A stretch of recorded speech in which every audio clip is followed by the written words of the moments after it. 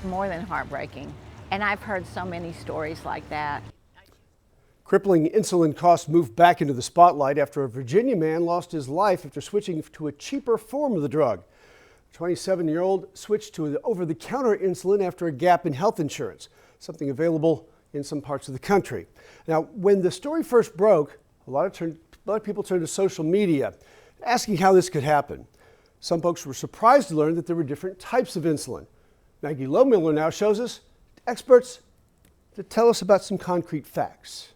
Diabetes is a 24/7 job. Janice Wall knows the challenges of living with type 1 diabetes firsthand. There really is no breaks. I always have cheese and crackers. Living with the condition requires careful attention, and it comes with a price tag. It's a very expensive thing to care for, and it crosses no borders.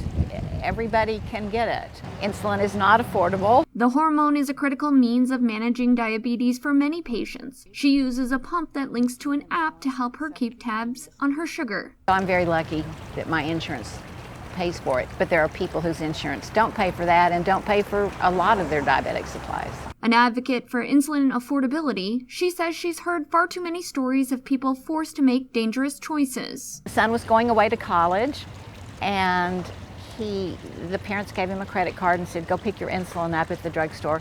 When he saw how much it was, he thought, they can't afford this. They're paying for my college. So he rationed his medication, leading him to become seriously ill. Dosages are important, but not all insulin works the same. We talked to Dr. Chow Wen from Advent Health in Killeen about the facts behind insulin. And we have two types of insulin to be exact. One is we call so-called long-acting, and one is short-acting. And nowadays we actually have a super short-acting as well. Strong medication, but very risky to play around with. These forms work very differently and are selected for each patient. It requires a lot of understanding about yourself, actually. Eating habits, schedule, and lifestyle are all key components to selecting the right regimen, and that begins and ends with an honest conversation with a doctor. In Killeen, Maggie Lohmiller, Central Texas News Now.